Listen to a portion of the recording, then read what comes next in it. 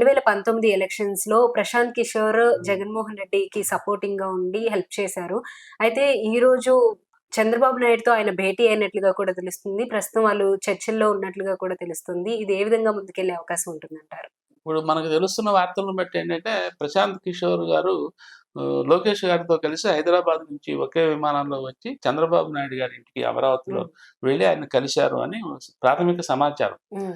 అయితే ఆయన ఎందుకు కలిసి ఉంటారు అనేది దాని మీద ఊహాగానాలు. హ్మ్. ఒకటేంటంటే ఆయన యాగాలు చేస్తున్నారు కాబట్టి ఆ యాగానికి ఇన్వైట్ చేసి ఉంటారు. అందులో భాగంగా వచ్చి ఉంటారు అనేది ఒక ప్రచారము. Okay sir. రెండోదేంటంటే సహజంగా ఎన్నికలు దగ్గరకొచ్చినాయి కాబట్టి ఈ రాష్ట్రంలో తెలుగుదేశం పార్టీ, జనసేన పొత్తులో రాష్ట్రంలో అసలు వాతావరణం ఎలా ఉంది?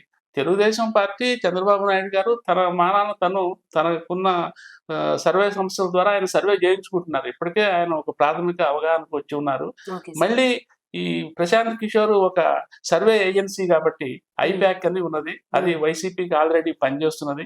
ఓకే. వైసీపీకి ఐపాక్ అనేది దాదాపు ఎమ్మెల్యేలు వాళ్ళ పనితీరు దగ్గర నుంచి పార్టీ పరిస్థితులు, స్థితిగతులు ఎక్కడెక్కడ వీక్‌గా ఉన్నారు, ఎక్కడెక్కడ బలంగా అసలు ఎవరెవరిని ఏ సీటుకి బదలాయింపు చేయాలి. ఇప్పుడు హ్మ్. జగన్ గారు చేస్తున్న మార్పులున్నాయే, హ్మ్. ఎమ్మెల్యేలని మార్చడం, అవును. స్థానచలనము, స్థానభ్రంశం అనేవి.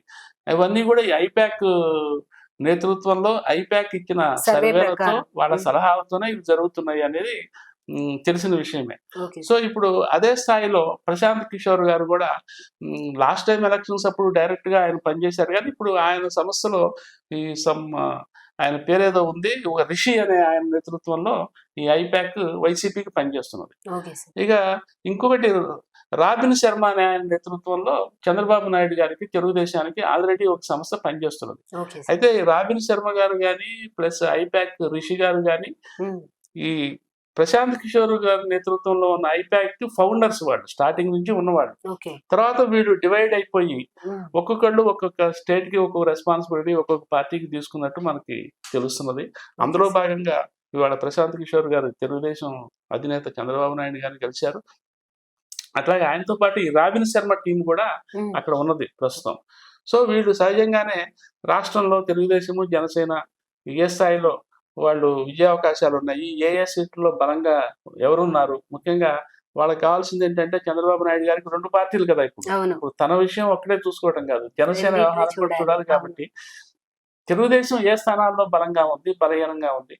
అట్లాగే జనసేన పరిస్థితి ఏంటి? ఇది మదింపు చేయడం ద్వారా ఏంటంటే, చంద్రబాబు నాయుడు గారికి ఈ పొత్తులు ఒక కొలిక్కి వచ్చే అవకాశం ఉంటుంది జనసేనతో.